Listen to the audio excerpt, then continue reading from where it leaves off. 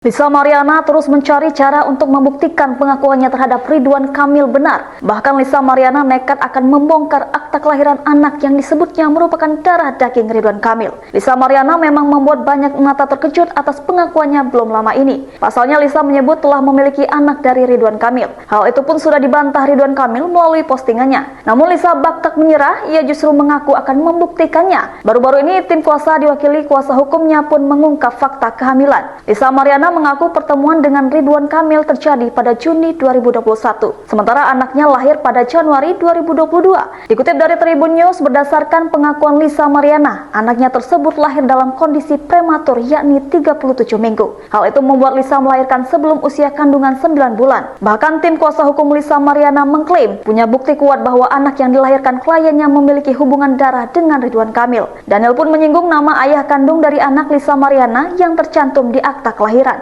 Nama ayah kandung tertera rupanya berinisial R yang diduga Ridwan Kamil. Download Tribun X sekarang, menghadirkan lokal menjadi Indonesia.